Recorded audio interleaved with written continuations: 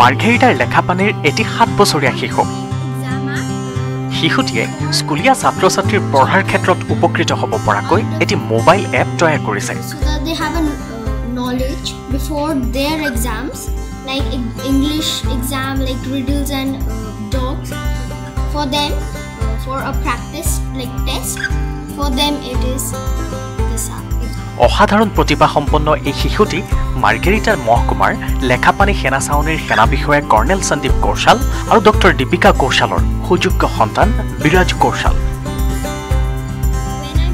DPS স্কুলত শিক্ষা গ্ৰহণ কৰি আছে ক্লাছ 4ৰ এই ছাত্ৰগৰাকী যি সময়ত দেশৰ লগতে ৰাজ্যত কৰোনা মহামাৰীয়ে ভয়ংকৰ ৰূপ ধাৰণ কৰিছে যিটো সময়ত দেশত মিনি লকডাউনৰ ফলত 2 বছৰ ধৰি বিদ্যালয়সমূহ সম্পূৰ্ণ বন্ধ হৈ পৰিছে সেই সময়ত অফলাইনতকৈ অনলাইন ক্লাছত এতিয়া গুৰুত্ব আৰোপ কৰিছে চৰকাৰে আৰু তেনে এক সময়তে বিদ্যালয়সমূহত অনলাইন ক্লাছত সহায় হ'ব পৰাকৈ বিৰাজ কৌশলে উদ্ভাৱন কৰি উলিয়াইছে এটা এপ মাত্ৰ 7 বছৰ বয়সতে শিক্ষাৰ্থীসকলৰ সুবিধাৰ্থে সহজে যিকোনো প্ৰশ্নৰ উত্তৰ পাব পৰাকৈ এক্সাম এপ নামৰ এইটো এপ উলিয়াইছে বিৰাজ কৌশলে বৰ্তমান পৰ্যন্ত ছাত্ৰজনে 10টাৰো অধিক এপ তৈয়াৰ কৰিছে বুলি জানিবলৈ দিছে তেওঁৰ পিতৃ মাতৃয়ে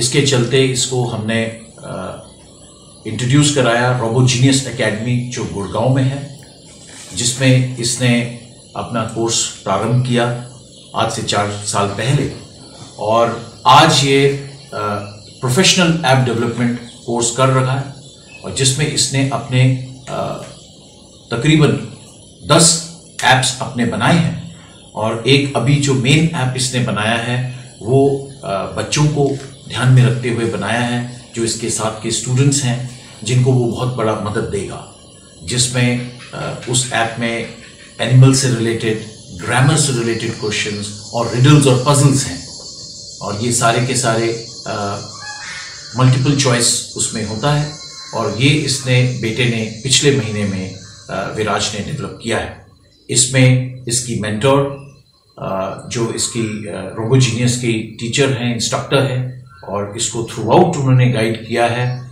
रितिका मेहता उनका बहुत बड़ा एक रोल रहा है मेरी वाइफ डॉक्टर दीपिका कौशल इसमें इनका भी बहुत सपोर्ट रहा है जिन्होंने शुरू से इसको हमने प्रोत्साहन दिया और आज इसने ये प्रोफेशनल ऐप अपने आप अपने बलबूते पे डेवलप किया है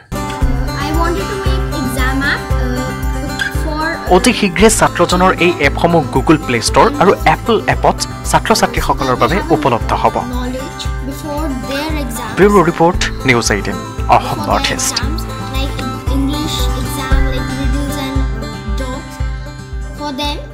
for a practice like test for them it is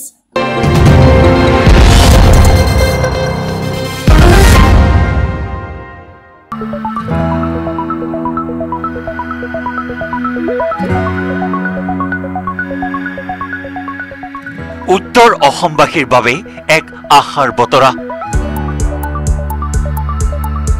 কোভিডৰ ভয়াবহ পৰিস্থিতিৰ মাজতো আশাৰ ৰেঙনি কঢ়িয়াই আনিছে এই খবৰে ধেমাজিত অহা 4 মাহৰ ভিতৰত নিৰ্মাণ আৰম্ভ হ'ব ধেমাজি চিকিৎসা মহাবিদ্যালয়ৰ প্ৰস্তাৱিত ভূমি পৰিদৰ্শন স্বাস্থ্য মন্ত্ৰী কেশৱ মহন্তৰ মঙলবাৰে ধেমাজি অভিযান্ত্ৰিক মহাবিদ্যালয়স্থিত কোভিড কেয়াৰ চেণ্টাৰ মুকলি কৰাৰ পিছত এই মন্তব্য কৰে স্বাস্থ্য মন্ত্ৰী কেশৱ মহন্তই ধেমাজি অসামৰিক চিকিৎসালয়ৰ নিচেই কাষৰ হিলুদাৰী ব্লক আৰু কোৱাফলা হাবি ৰাজচক্ৰৰ প্ৰায় 150 বিঘা মাটি ইতিমধ্যে এই চিকিৎসা মহাবিদ্যালয়খন নিৰ্মাণৰ বাবে প্ৰশাসনে বাছি উলিয়াইছে আমি 5খন মেডিকেল কলেজ ঘোষণা কৰিছিলোঁ তাৰ ভিতৰত ধেমাজি এখন মঙলবাৰে অসম চৰকাৰৰ স্বাস্থ্য আৰু পৰিয়াল কল্যাণ মন্ত্ৰী কেশৱ মহন্তই লখিমপুৰ লোকসভা সমষ্টিৰ সাংসদ প্ৰদান বৰুৱাৰ সৈতে চিকিৎসা মহাবিদ্যালয়ৰ ভূমি পৰিদৰ্শন কৰি সংবাদ মাধ্যমৰ আগত প্ৰকাশ কৰে এই তথ্য মেডিকেল কলেজৰ কাম আমি হয়তো 4 মাহমানৰ ভিতৰত আমি আৰম্ভ কৰিম এনেও কাম আৰম্ভ কৰিবলৈ ধাননি পথাৰ মুকলি হ'বও লাগিব ইপিনে ৱৰ্ল্ড বেংকে ধেমাজি অভিযান্ত্ৰিক মহাবিদ্যালয়ত ধেমাজি প্ৰশাসনৰ সহযোগত নিৰ্মাণ কৰা কোভিড কেয়াৰ চেণ্টাৰটি আনুষ্ঠানিকভাৱে মুকলি কৰে। এই কাৰ্যসূচীত উপস্থিত থাকে ৱৰ্ল্ড বেংকৰ উপাধ্যক্ষ মনীষ মহলকা।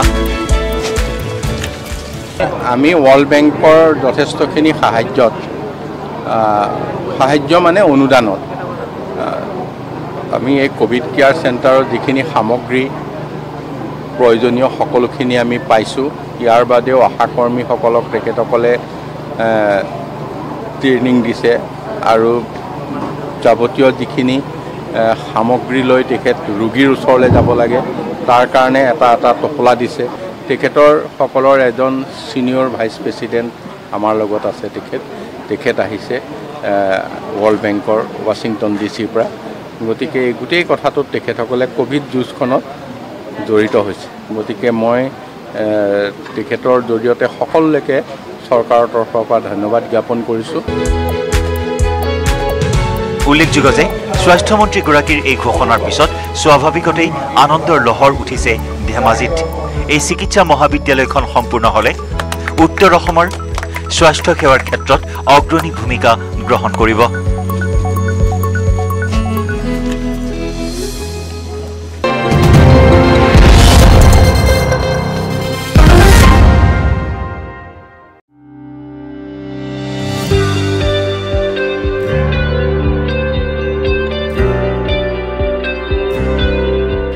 ইণ্ডিয়া বুক অফ ৰেকৰ্ডত মংগলদৈৰ ছাত্ৰ হৰ্ষিত শৰ্মা।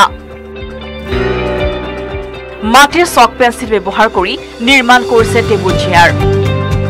আংশিক লকডাউন আৰু কৰোনা মহামাৰীৰ প্ৰভাৱৰ সময়ছোৱা ইতিবাচক হিচাপে লৈছে বহুজনে। ঘৰতে থাকি বহুজনে নিজকে নতুন নতুন কামত আত্মনিয়োগ কৰিছে। নিজৰ প্ৰতিভা বিকাশ কৰিবলৈ সক্ষম হৈছে বহুজনে। তেনে এগৰাকী ছাত্ৰ মংগলদৈ প্ৰফুল্ল নগৰৰ হৰ্ষিত শৰ্মা। উচ্চতৰ মাধ্যমিক প্ৰথম বৰ্ষৰ ছাত্ৰ হৰ্ষিতে চক পেন্সিল ব্যৱহাৰ কৰি টেবুল চেয়াৰ নিৰ্মাণ কৰিছে। একেবাৰে সূক্ষ্ম টেবুল চেয়াৰ নিৰ্মাণ কৰি ইণ্ডিয়ান বুক অফ ৰেকৰ্ডত নাম সন্নিৱিষ্ট কৰিবলৈ সক্ষম হৈছে মংগলদৈৰ প্ৰফুল্ল নগৰৰ নিবাসী জিতেন চন্দ্ৰ শৰ্মা আৰু ৰূপৰেখা দেৱীৰ একমাত্ৰ ল'ৰা হৰ্ষিত শৰ্মাই। মংগলদৈ প্ৰফুল্ল নগৰৰ হৰ্ষিত শৰ্মা নামৰ এগৰাকী ছাত্ৰই ইণ্ডিয়া বুক অফ ৰেকৰ্ডত স্থান লাভ কৰিবলৈ সক্ষম হৈছে। যিহেতু এটা পুৰস্কাৰ তুমি লাভ কৰিছা, ইণ্ডিয়া বুক অফ ৰেকৰ্ডত নাম সন্নিৱিষ্ট তোমাৰ হৈছে, প্ৰথমতে সুধিছোঁ কেনেকুৱা অনুভৱ, কেনেকুৱা লাগিছে তোমাৰ? হয়, যথেষ্ট ভাল লাগিছে। হয়, মই আগৰ পৰাই ভাল পাওঁ। এয়া ছবি আঁকিও ভাল পাওঁ, বস্তু বনাই ভাল পাওঁ। এনেকৈ মই এইটো টেবুল আৰু চকী বনালোঁ। বনাই পিনে মই ইণ্ডিয়া চক পেঞ্চিলেৰে বনাইছোঁ। পিতৃ আছে, আমি পিতৃৰ ওচৰলৈকে যাম। হয়, লকডাউনৰ সময়ত পঢ়াৰ লগতে এনেই যিহেতু ঘৰতে থাকে, তাক সি টিভি আৰু মোবাইলত এইবিলাক দেখা পাই পেলাই তাৰ এটা মানে আগ্ৰহ জন্মি উঠি সি এই সৰুৰ পৰাই যিহেতু যিকোনো কাম কৰে, কাগজৰে হওক বা বাঁহ বেতৰে বা কিবা পেঞ্চিলেৰে এনেকৈ কামবিলাক কৰি থাকে। গতিকে তেওঁৰ মনত ভাবিলে যে ইণ্ডিয়ান বুক অফ ৰেকৰ্ডছত যেতিয়া চবেই দিয়ে ময়ো কিবা এটা কৰি দেখুৱাম বুলি তাৰ মন্ত্ৰ হোৱাত সি আমি ক'ব নোৱাৰাকৈ একেবাৰে সৰুকৈ টেবুল আৰু চকী এযোৰ বনাই ইণ্ডিয়ান বুক অফ ৰেকৰ্ডছত তেওঁলোকলৈকে পঠিয়াই দিয়াত তেওঁলোকে সেইখিনি গ্ৰহণ কৰি তাৰ নামটো অন্তৰ্ভুক্ত কৰাত আমি যথেষ্ট আনন্দিত হৈছোঁ। তেওঁক যিখিনি সন্মান দিছে। সৰুৰে পৰা ছবি আঁকি ভাল পোৱা হৰ্ষিতে বিগত এটা বছৰে লকডাউনৰ সময়ছোৱাত পঢ়াৰ লগতে ব্যতিক্ৰমী ধৰণৰ বিভিন্ন ছবি অংকন কৰি সময় অতিবাহিত কৰিছে। শেহতীয়াভাৱে মাটিৰ চক পেন্সিল ব্যৱহাৰ কৰি হৰ্ষিতে টেবুল চেয়াৰ নিৰ্মাণ কৰিবলৈ সক্ষম হৈছে। যি টেবুল চেয়াৰ নিৰ্মাণ কৰাৰ কাৰণে হৰ্ষিতে ইণ্ডিয়া বুক অফ ৰেকৰ্ডত নাম সন্নিৱিষ্ট কৰিবলৈ সক্ষম হৈছে। ইণ্ডিয়া বুক অফ ৰেকৰ্ডৰ ফালৰ পৰা হৰ্ষিতক প্ৰদান কৰিছে এটি মেডেল, এখন প্ৰমাণপত্ৰ, এটি কলম, এটি বেজ, লগতে বিগত বছৰত ৰেকৰ্ডত নাম সন্নিৱিষ্ট কৰা লোকসকলৰ নাম থকা এখন কিতাপ। ইতিমধ্যে হৰ্ষিত শৰ্মাই এছিয়া বুক অফ ৰেকৰ্ডলৈও আবেদন প্ৰেৰণ কৰিছে। কৰোনা মহামাৰীৰ ফলত হোৱা লকডাউন এতিয়া বহুতৰ বাবে হৈ পৰিছে আশীৰ্বাদো। মংগলদৈৰ পৰা নৱজ্যোতি মহন্তৰ report, news 18 Assam north east. निर्माण पावर स्वैग चल शुरू हो जा माइथन करते सब कुछ on track. Strong hai Maithan, flexible hai Maithan, bada samajhdar. Nirmanor Mandondo Maithan.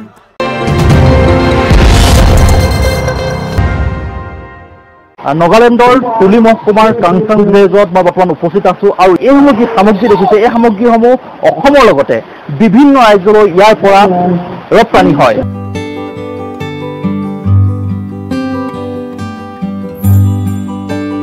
প্ৰাকৃতিক সম্পদৰ ফালৰ পৰা চহকী উত্তৰ পূৰ্বাঞ্চল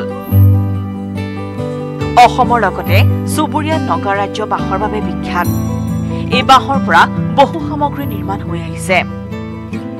বাঁহৰ বিভিন্ন আকৰ্ষণীয় সামগ্ৰীৰ এখন বিশাল বজাৰো আছে। অসমৰ চুবুৰীয়া ৰাজ্য নাগালেণ্ডৰ এখন গাঁও বাঁহৰ ঢাৰি প্ৰস্তুত কৰাৰ বাবে বিখ্যাত। অসমত নগাধাৰী নামে বিখ্যাত এই ঢাৰি নাগালেণ্ডৰ মুককচুং জিলাৰ তুলি মহকুমাৰ অন্তৰ্গত কাংচাং নামৰ গাঁওখনৰ বাসিন্দাসকলে কেইবা প্ৰজন্ম ধৰি প্ৰস্তুত কৰি আহিছে।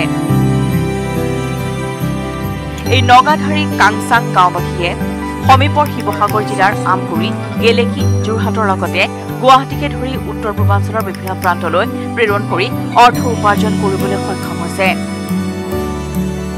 নগাধাৰীৰ বিশেষ চাহিদাও আছে। একোখন নগাধাৰীৰ বৰ্তমান বজাৰ মূল্য 120ৰ পৰা 160 টকা। নগাধাৰীসমূহ অসমীয়া সমাজত বিভিন্ন ঘৰুৱা কামত ব্যৱহাৰ হোৱাৰ লগতে কোঠাৰ চিলিং, হোটেল, ধাবা, ৰেষ্টুৰেণ্ট আদি বিভিন্ন ক্ষেত্ৰৰ সৌন্দৰ্য বৰ্ধনৰ বাবে এই ঢাৰি ব্যৱহাৰ হৈ আহিছে। Actually, there was a lake-up marketing, and therefore we used to go to Assam, like nearby town like Amguri, Halwading, and then Kiliki, Atkil, Shivasadar, all those, and we used to sell out by 5 rupees or 10 rupees, something like that. But when the Nagaland government of Nagaland, when they have given a slight interest, from there somehow the market has been started, and now the villagers, they are selling now rupees 120 or sometime 150 rupees per piece. So this is how we go now. Actually, for our villager, this is a livelihood for us. বৰ্তমান এই ঢাৰি প্ৰস্তুত কৰাৰ ক্ষেত্ৰত কাংচাং গাঁৱৰ বয়োজ্যেষ্ঠ লোকসকলৰ লগতে যুৱক যুৱতীসকলো জড়িত হৈ স্বাৱলম্বিতাৰ পথ মুকলি কৰিছে। বিশেষকৈ গাঁৱৰ শিক্ষিত নিবনুৱা যুৱক যুৱতীসকলে এই ঢাৰি প্ৰস্তুত কৰাত জড়িত হৈ পৰিছে। উল্লেখ্য যে কাংচাং গাঁওখন নাগালেণ্ডৰ একমাত্ৰ গাঁও যি বাঁহৰ ঢাৰি প্ৰস্তুতৰ বাবে বিখ্যাত।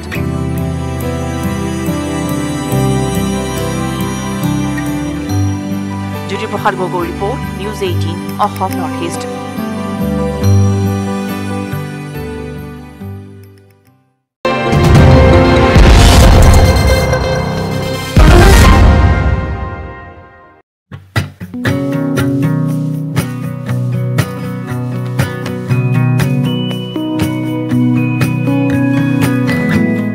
কবিগুৰু ৰবীন্দ্ৰনাথ ঠাকুৰে প্ৰতিষ্ঠা কৰা কলিকতাৰ বিশ্বভাৰতী বিশ্ববিদ্যালয়ৰ পৰা সংগীতৰ স্নাতক ডিগ্ৰী লাভ কৰা প্ৰথমগৰাকী অসমীয়া ৰোহেশ্বৰ বৰুৱাৰ জীৱনভিত্তিক এখনি তথ্যচিত্ৰ নিৰ্মাণ কৰিছে মৰাণৰ এজন সংগীত শিল্পীয়ে। মৰাণ উষাপুৰৰ সংগীতকৰ্মী শুভ্ৰজ্যোতি মোহনে নিৰ্মাণ কৰি ইতিমধ্যেই উন্মোচন কৰিছে অক্লান্ত পথিক নামৰ তথ্যচিত্ৰখন। 1967 চনতেই চৰাইদেউ জিলাৰ অতি ভিতৰুৱা নিজ খালৈ গুঘুৰা লখিমী গাঁৱৰ পৰা গৈ বিশ্বভাৰতী বিশ্ববিদ্যালয়ত নামভৰ্তি কৰা ৰোহেশ্বৰ বৰুৱাই বহুকেইগৰাকী গুৰুৰ ওচৰত গ্ৰহণ কৰিছিল শাস্ত্ৰীয় সংগীত আৰু নৃত্য বাদ্যৰ শিক্ষা।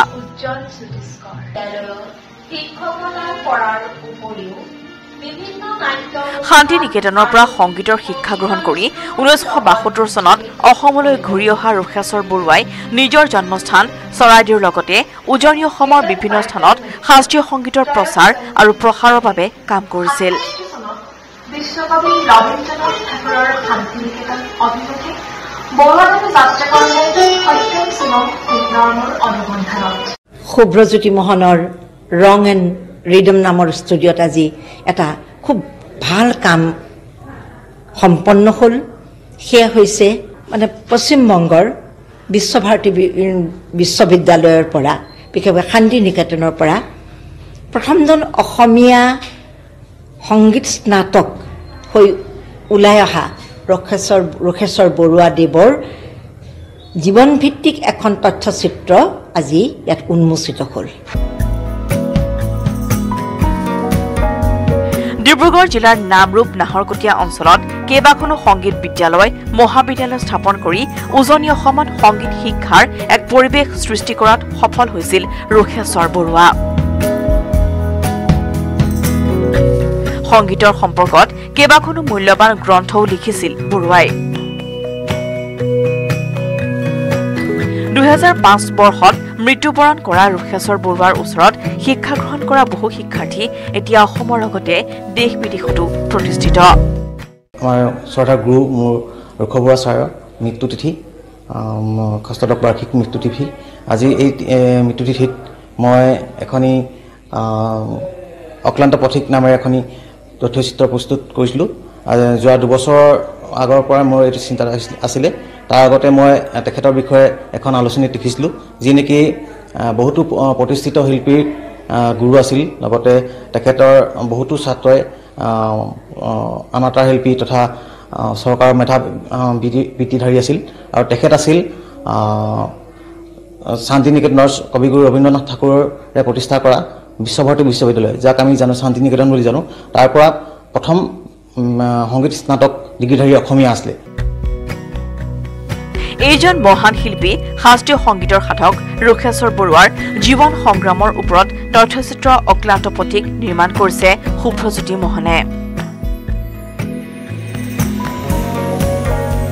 মৰাণৰ ৰং আৰু ৰিডম ষ্টুডিঅ'ত এক গাম্ভীৰ্যপূৰ্ণ পৰিৱেশত তথ্যচিত্ৰখনি উন্মোচন কৰে সদৌ অসম কবি সন্মিলনৰ প্ৰাক্তন সভানেত্ৰী জুলিয়ানা বেগমে।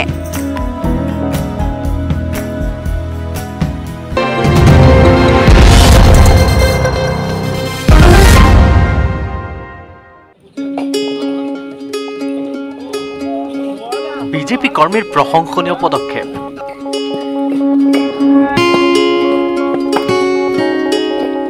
লোক নিৰ্মাণ বিভাগৰ মুখলৈ বাট নাচাই নিজে ভগ্ন ৰাজপথ মেৰামতিত নামি পৰিছে এইসকল লোক। মৰিগাঁও জিলাৰ লাহৰীঘাটৰ গেৰুৱা কুশতলী গড়কাপ্তানী পথৰ গৰাপাৰাত পথৰ মাজত সৃষ্টি হোৱা দ গাঁতবোৰ ইটাৰ টুকুৰা বালি আদি দি পুতি পেলাইছে এওঁলোকে। চৰকাৰে ইতিমধ্যে কৰণীয়খিনি কৰি আছে। লগত আমি ভাৰতীয় জনতা পাৰ্টি সমূহ বিষয়ববীয়া তথা পঞ্চায়তৰ প্ৰতিনিধিসকলৰ লগত একলগ হৈ আমি নিজে ওলাই আহিছোঁ, যাতে এই ৰাস্তাটো সকলোৰ কাৰণে সুগম হয়। এতিয়া মানে আমি কিন্তু চৰকাৰৰ কাৰণে চাই থকা নাই। চৰকাৰে যিখিনি কৰিব লগা আছে সেইখিনি কৰি আছে। লগত খালি আমি হাত উজানহে দিছোঁ তেখেতলোকক।